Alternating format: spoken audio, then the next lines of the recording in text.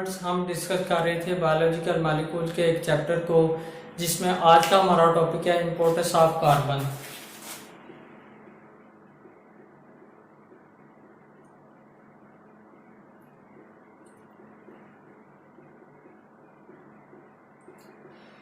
इस लेक्चर में हम कार्बन की प्रॉपर्टीज के बारे में डिस्कस करेंगे। कार्बन क्या है? ये एक ऑर्गेनिक मॉलिक्यूल का एक बेसिक एलिमेंट है और इसकी यूनिक प्रॉपर्टीज की वजह से ये बॉडी के स्केलेटन में सेंट्रल पोजीशन रखता है।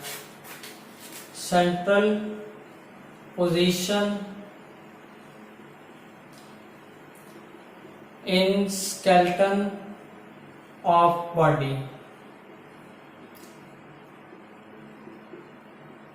नेक्स्ट पे इसकी प्रॉपर्टीज आ जाती हैं।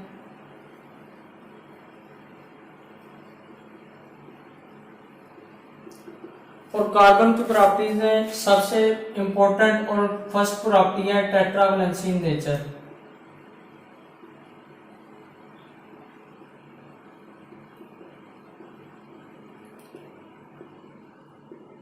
टेट्रावैलेंसी का मतलब क्या है कि कार्बन में 4 बॉन्ड बनाने की सलाहियत होती है। और इस प्रॉपर्टी को समझने के लिए कार्बन की इलेक्ट्रॉनिक कन्फिगरेशन को समझना बहुत ही जरूरी है। कार्बन का एटॉमिक मास है 12 और एटॉमिक नंबर है 6।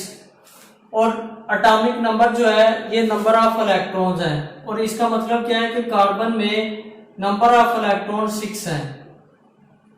Number of electrons in carbon 6।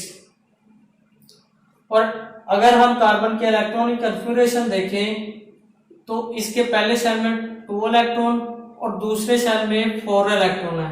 लेकिन हमें पता है कि दूसरे सेल में 8 इलेक्ट्रॉन होते हैं और इसको अपने आउटर मोस्ट सेल में 8 इलेक्ट्रॉन को पूरा करने के लिए 4 इलेक्ट्रॉन की मजीद जरूरत है। और ये 4 इलेक्ट्रॉन ये किसी दूसरे एटम के साथ इलेक्ट्रॉन की शेयरिंग करके या कोवलेंट बॉन्ड के जरिए ये अपने आउटर मोस्ट सेल में इलेक्ट्रॉन पूरे करता है। क्यों पूरे करता है? स्टेबल फॉर्म में आने के लिए, स्टेबल फॉर्म कॉन्फ़िगरेशन हासिल करने के लिए।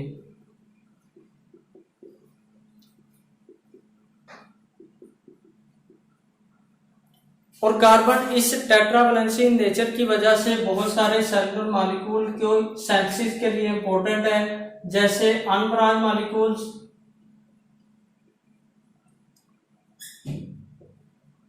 ब्रांच्ड मॉलिक्यूल्स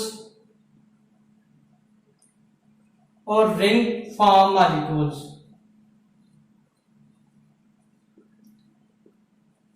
अनब्रांच्ड मॉलिक्यूल ऐसे मॉलिक्यूल है जिसमें कार्बन सिंगल बॉन्ड के जरिए तो किसी दूसरे एटम के साथ अटैच होता है।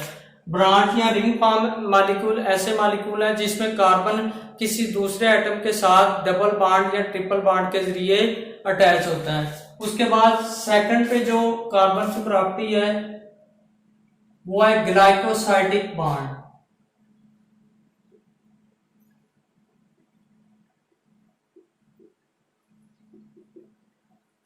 कार्बन एटम बहुत सारे दूसरे एटम के साथ अटैच होता है, लेकिन इसमें सबसे जो इम्पोर्टेंट है वो है ऑक्सीजन, नाइट्रोजन, सल्फर, फास्फोरस और हाइड्रोजन।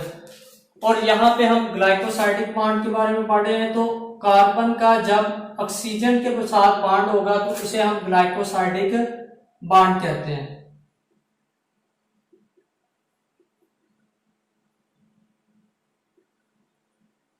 और ये सेलुलर मॉलिक्यूल में स्टेबिलिटी के लिए बहुत ही इंपॉर्टेंट है।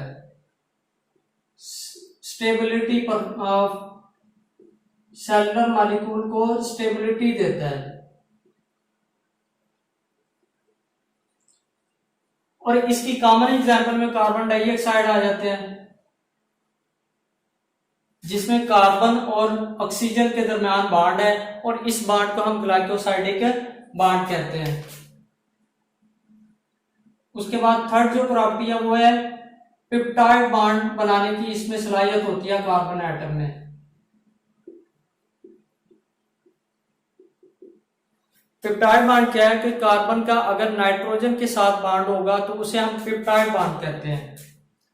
कार्बन नाइट्रोजन बॉन्ड को हम पेप्टाइड बॉन्ड बोलते हैं।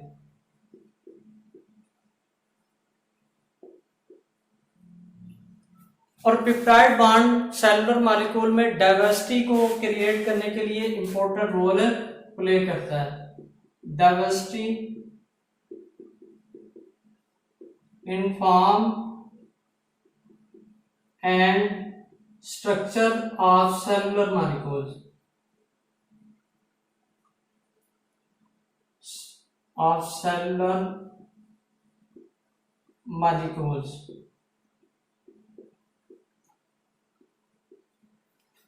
और पेप्टाइड बॉन्ड की कॉमन एग्जांपल में अमाइनो एसिड आ जाता है। अमाइनो एसिड में कार्बन और नाइट्रोजन पेप्टाइड बॉन्ड के जरिए जुड़े होते हैं थ्रू पेप्टाइड बॉन्ड। और अमाइनो एसिड में जो कार्बन होता है उसे हम अल्फा कार्बन कहते हैं, मतलब इसमें डिफरेंट टाइप के जो एटम्स हैं वो कार्बन के साथ अटैच होते हैं बॉन्डिंग के जरिए, और कार्बन की टेट्रावैलेंसी नेचर को अवेल करने के लिए वो हेल्पफुल होते हैं। और ये सारी प्रॉपर्टी जो है ये कार्बन एटम को यूनिक बनाती है ऑर्गेनिक मॉलिक्यूल्स में। Thank you for